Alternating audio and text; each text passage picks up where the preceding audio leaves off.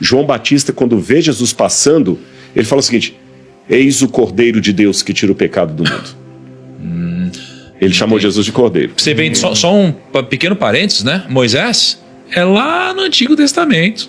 Tá falando do Cordeiro que aparece lá na frente. Então é mais uma das evidências que estão apontando para esse lugar. Exatamente. Então tudo que aconteceu no passado acabava sendo uma grande profecia para Jesus que havia de vir.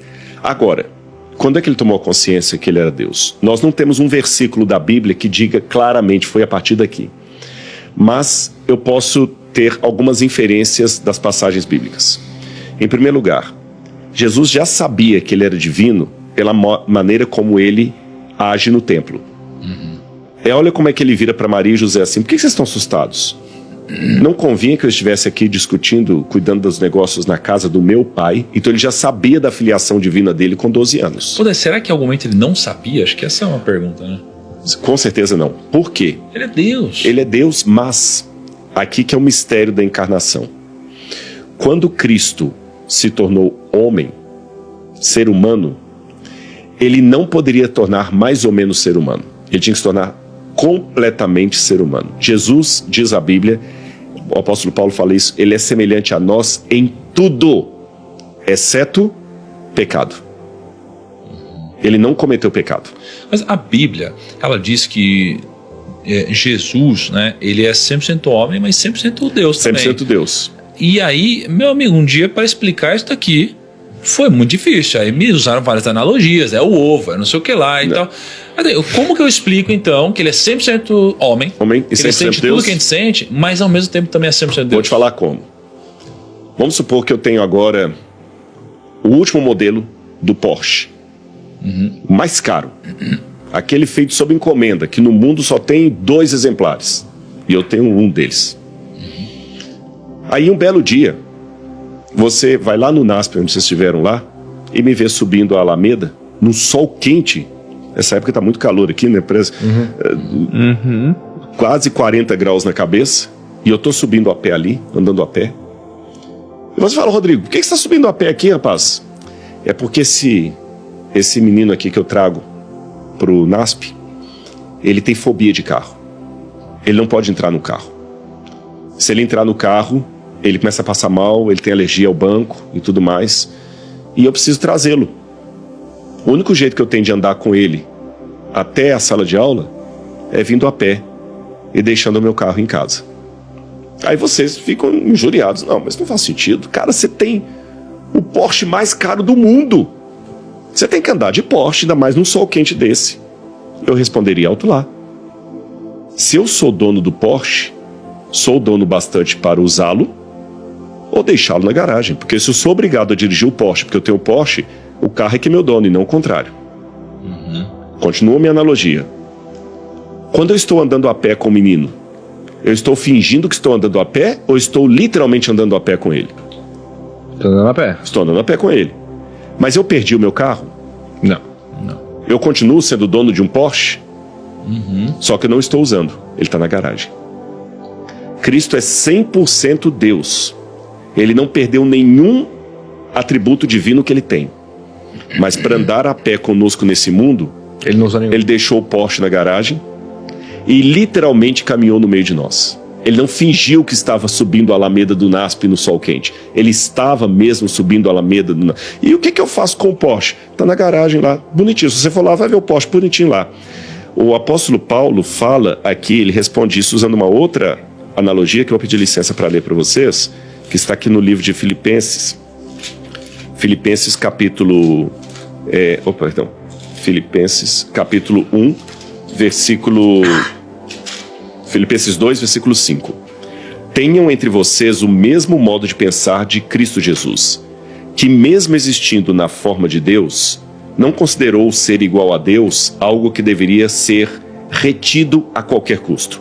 Pelo contrário, ele se esvaziou, assumindo a forma de servo, tornando-se semelhante aos seres humanos.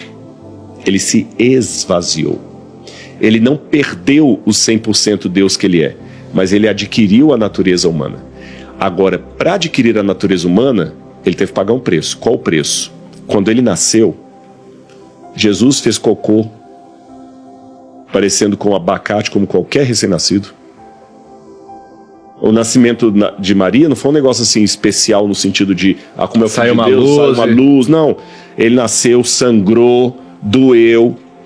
Ele deve ter se machucado. Quando o dentinho de Jesus estava nascendo, ele deve ter tido febre, ele coçava, ele chorava. Se Jesus estivesse aqui hoje, considerando, né, a situação humana dele, ele poderia ser acometido de um vírus, de uma bactéria.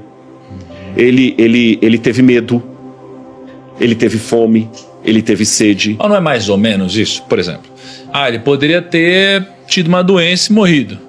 Mas se ele ficasse doente, Deus ia falar, não, isso aqui não vai cumprir o propósito, então ele não vai pegar a doença, assim. Será que não tá? Era meio que, tipo, você é humano enquanto não tiver algo que possa te afrontar a vida. Porque no momento que isso for acontecer, não, peraí, eu preciso te proteger, isso não pode acontecer. Mas isso é com cada um de nós. Diz que não cai uma folha do céu sem que Deus permita. Sim. Então isso não é nenhum privilégio de Jesus. Eu estou vivo até hoje, eu podia ter morrido ontem. Sim. Mas Deus não. Eu quero que ele continue vivo. Então, e pelo contrário, isso que você está falando mostra ainda mais a entrega dele à vontade do Pai.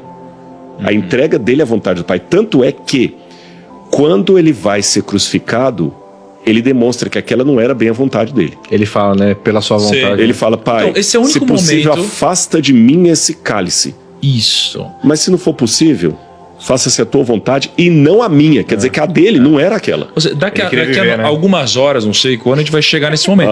Que o ponto de Jesus agora tem 12 anos. Caraca, esse é o único momento que ele sofre, que eu vejo ele sofrendo. Não o único, mas que eu vejo ele muito homem nesse caso. Meu Deus, muda.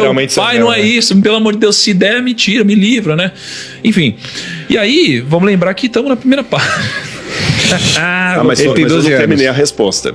Opa. Nessa questão, então, dele estar 100% homem, repetindo, deixando o carro na garagem, então ele está andando a pé, sentindo o sol quente, a alameda, a perna doendo, ele está andando a pé. Sendo assim, Jesus não usou a onisciência dele. Ela ficou na garagem. Onisciência, para quem não sabe, que não está acostumado com a linguagem teológica, é a capacidade divina de saber tudo. Deus não aprende, Deus sabe. Deus não raciocina, Deus sabe. Ele não chega à conclusão, ele já sabe tudo. Mas para se tornar homem, ele pegou essa capacidade dele e deixou em stand-by. Deixando em stand-by, Jesus teve que aprender, como qualquer criança.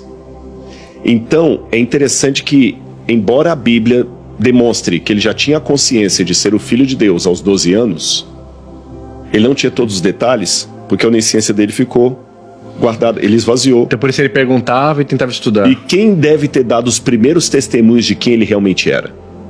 Maria. Maria e José.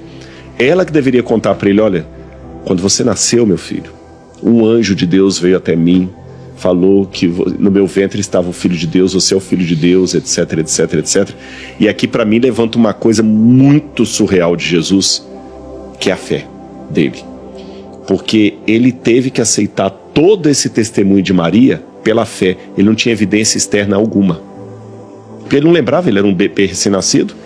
Ele tinha o testemunho dela. Olha, os magos vieram do Oriente, Herodes tentou te matar, o anjo apareceu para os pastores vieram, depois Ana e Samuel lá no templo confirmaram, você é o Filho de Deus. Ela mostrava as profecias de Isaías para ele. Uma vez eu lembro que um amigo judeu falou assim, mentira, porque mulher não podia tocar na Torá. De novo pegando a ideia talmúdica. E no Talmud tem duas afirmações.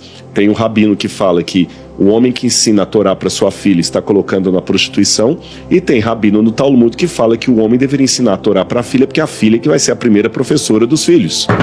Então Maria provavelmente foi a primeira professora de Jesus, e ela talvez citou para ele o texto de Isaías que você leu.